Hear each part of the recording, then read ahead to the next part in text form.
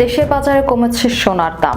এবার ভরিতে ২,২১৬ টাকা কমিয়ে ২২ ক্যারেটের ১ ভরি সোনার দাম ২,৫৮,৮২৪ টাকা নির্ধারণ করেছে বাংলাদেশ জুয়েলার্স অ্যাসোসিয়েশন। মঙ্গলবার সকালে এক বিজ্ঞপ্তিতে এই তথ্য জানিয়েছে বাজুস। বিজ্ঞপ্তিতে বলা হয়, স্থানীয় বাজারে তেজাবি সোনার মূল্য কমেছে, ফলে সার্বিক পরিস্থিতি বিবেচনায় সোনার নতুন দাম নির্ধারণ করা হয়েছে। নতুন দাম অনুযায়ী দেশের বাজারের প্রতি ভরি ২২ ক্যারেটের সোনার দাম পড়বে ২,৫৮,৮২৪ টাকা। এছাড়া ২১ ক্যারেটের প্রতি ভরি ২,৪৭,০৪৪ টাকা, ১৮ ক্যারেটের প্রতি ভরি ২,১১,৭৬০ টাকা এবং সনাতন পদ্ধতির প্রতি ভরি সোনার দাম ১,৭৩,৩২৭ টাকা নির্ধারণ করা হয়েছে।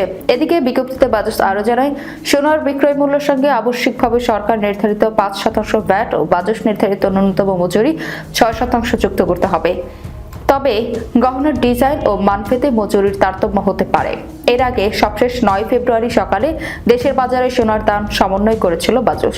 সে সময় ভরিতে ২,২১৬ টাকা বাড়িয়ে ২২ ক্যারেটের ১ ভরি সোনার দাম ২,৬১,০৪০ টাকা নির্ধারণ করেছিল সংগঠনটি।